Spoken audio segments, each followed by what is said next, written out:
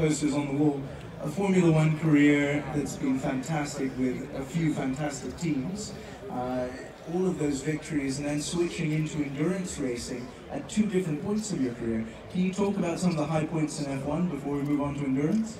Yeah, absolutely. I think that you know, when you get to Formula One, it's like it really starts. It's probably a bit like trying to climb a huge mountain, whether it's K2 or Everest or whatever. But you know, when you get there, you still got to get back down. And like surviving in Formula One is not easy. Obviously, it's very performance driven, as we've just seen in the last few weeks with Pierre Gasly losing his Red Bull seat and going back to Toro Rosso, which, you know, they're just as a side note, they probably haven't got much to lose by trying that. They need more points there. So Formula One is very dynamic. The stopwatch is very much you're at the mercy of that. The guillotine is never far away if you're not performing. So you get exposed to that very quickly, and you really just take each season as it comes because you've got to perform. So winning at that level was truly, you know, truly a huge relief, a big, I suppose, very proud moment, absolutely, because there's like 22 years in between victories for Australians at that level. So Alan Jones was the previous winner. So that was, I was getting a bit of heat back home. The Australian press were giving me a bit of a grilling, and as they do with their sports people. And you know, I was doing what I could, but obviously Formula One is the pinnacle. And they were getting the information much more quickly than 2 weeks after. Yeah, they were definitely. They've increased the knowledge on giving me a hard time now. It takes like 3 seconds to give me a hard time with the press. So. No, that was all part of it, and that's F1, and it goes with the territory, and if you want to be a top 5 sports person, obviously that does happen, but yeah, mate, as you say, I work with great people. I work with the best designers in the world, Adrian Newey at Red Bull. I drove some tremendously quick cars, which I was very fortunate on the hardest tracks in the world against some of the best drivers in the world. You know, I think if you look at the 2010 championship, it was Lewis, it was Kimi, it was Jensen, it was Sebastian, it was Michael, it was Nico, it was Robert, it was Kimi, it was the first 5 rows were pretty punchy, so I really look back at that time with tremendous fond memories. I think to take victories in that period, that's really spectacular. Well, the rest crashed. On those days I won, they crashed, so, you know, so that's how I won those races. But yeah. I think we've got some archival footage that shows that they didn't always crash. You know, one of the things that people don't really understand about Formula One is the real physicality of it. Today, a couple of people are, you know, feeling a bit warm, but you would have been racing in Singapore, Bahrain when they were day races. What was that like? What was it like to go through that? Yeah, I mean, it is a big misconception that, you know, we watch a lot of elite sport on TV. You know, I'm a big tennis fan. I like watching football. Here in America, you guys obviously the basketball, the NFL, and it's easy for us to understand because it's right in front of you that you can see the physical exertion that's on display.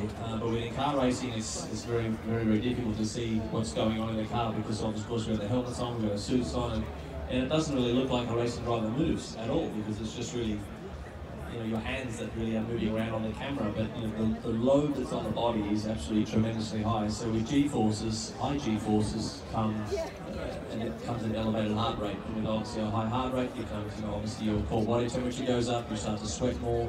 So all of those things are highly demanding on the physiological side of the body to be able to handle that. So when I was racing, I was a little bit taller than I would have liked to have been, so that was a bit of a challenge for me to get my weight really low. So when we went to the nightclubs after the races, all the short drivers couldn't see the women, but I could, so that was a good thing. So I had one advantage, but you know, but when I was racing, I wanted to be, you know, I'm now 80 kilos now. I was 6 kilos heavier than that, so I don't know what's that in pounds, probably whatever, 12, 14 pounds lighter than I am today. And the reason for that is twofold. The lighter you are, obviously they can put the ballast in the floor of the car. So the ballast needs to be very low for the center of gravity. I was 9 kilos heavier than Sebastian Vettel my whole career. I couldn't really get any lighter than that. So putting the ballast on the floor is certainly something you'd want. And when you carry more mud, when you're fatter, you heat up faster. Simple as that. So that's not what you want. You've never seen a marathon runner that's overweight run a fast time, because they're going to heat up fast. So in a Grand Prix car, you want to be really lean. Of course you want to be able to hang on to the car, you need stamina. But yeah, those type of things are in play. So for 11 months of the year, because we test in the start of February, we finish in November, you've got to be pretty strict on your diet and try and make sure you have a good immune system too, so you don't get sick, you don't get ill with all the travel and long haul flights.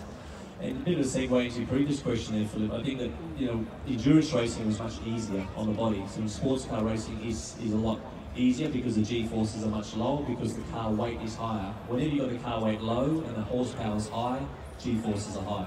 So yeah, so it was, that was part of the job though. Again, it wasn't like I'm sitting up here with a tear in my eye. I had to roll my sleeves up and get in the gym and go for it.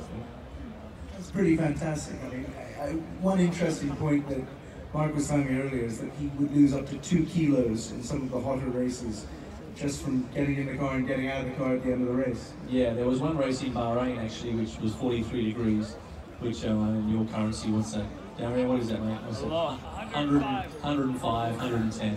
I'm getting strapped into the car, and back then we had like a 750ml sort of small medical grade bag which used to hold the fluid in the car, which they probably still, Max and the guys at Red Bull probably still have it now, and a lot of the F1 teams use the same thing.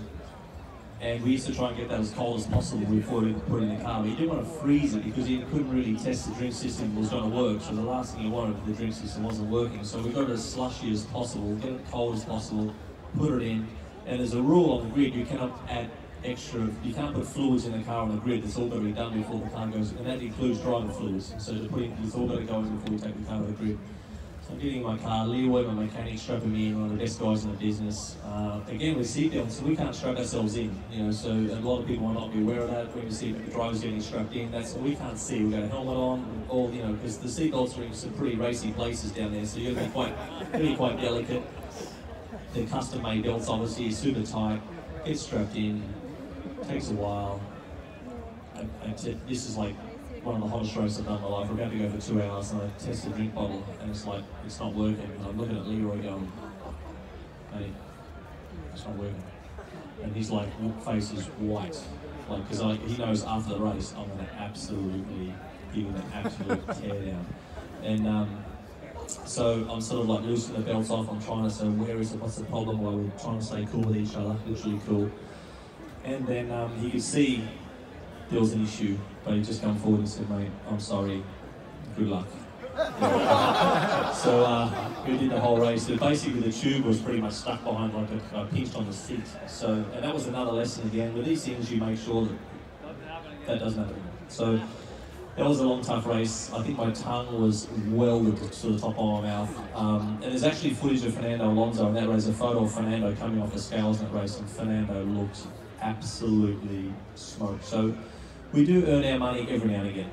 Well, look, as long as you look better than Fernando at the end of it. Yes, that's the key. Yeah, that's right. I think, mate, don't ask me what the results was, but yeah, we drove around for 2 hours and everyone cheered for us. But I think giving me Fernando is the perfect segue to start talking about endurance racing. Yeah. Now, you've done endurance racing twice in your career.